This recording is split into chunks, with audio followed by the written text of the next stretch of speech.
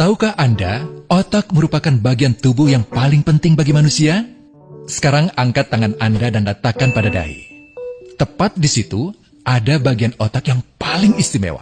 Bagian itu disebut prefrontal cortex, atau disingkat PFC.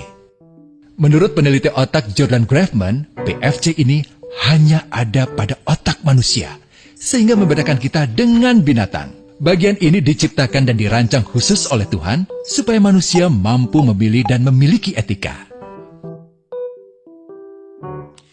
PFC berfungsi seperti pemimpin.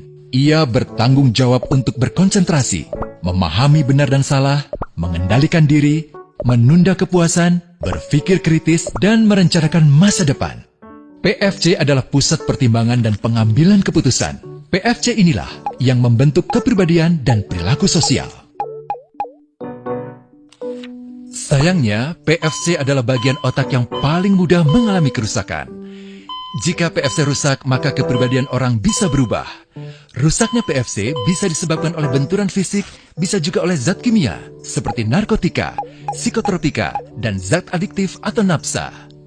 Dan ternyata penyebab paling merusak juga pornografi, yang disebut narkolema, narkotika lewat mata. Bagaimana pornografi mempengaruhi otak dan pikiran kita?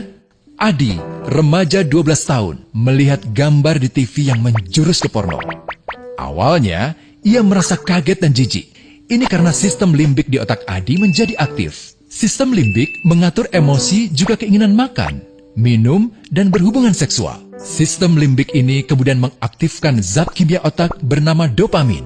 Dopamin memberi rasa senang, penasaran, sekaligus kecanduan. Zat ini juga aktif jika orang mengkonsumsi nafsa.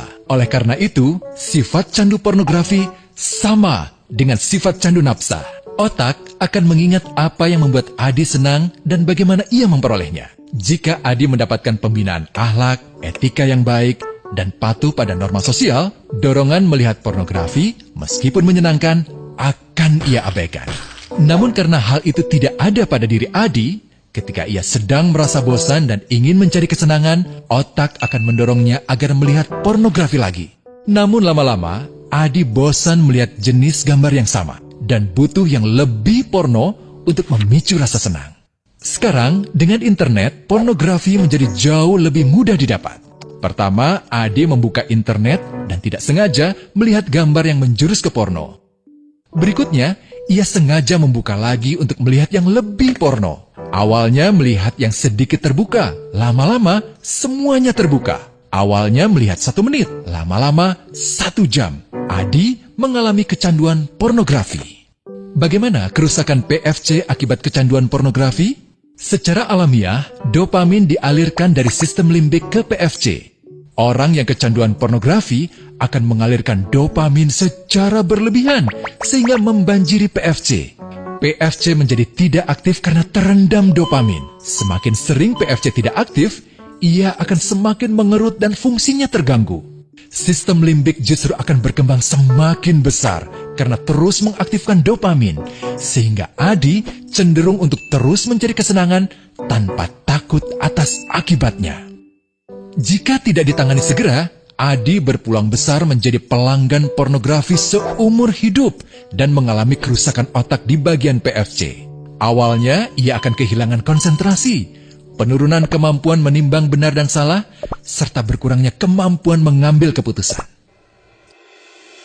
Lama-lama, besar kemungkinan ia akan melakukan masturbasi, oral seks, hubungan seksual suka sama suka, dan mudah berganti-ganti pasangan seksual. Pernikahan dianggap tidak penting, pasangan dianggap hanya sebagai objek seksual semata, cenderung merendahkan derajat dan kehormatan lawan jenis. Selera hubungan seksualnya pun tidak sehat dan seenaknya, kasar sampai tega memperkosa. Manusia jadi tidak ada bedanya dengan binatang. Inilah dampak yang terjadi akibat kerusakan PFC. Ahli bedah otak Donald Hilton Jr. mengatakan, jika difoto menggunakan alat magnetic resonance imaging, otak yang rusak akibat pornografi memperlihatkan hasil yang sama dengan otak yang rusak karena kecelakaan.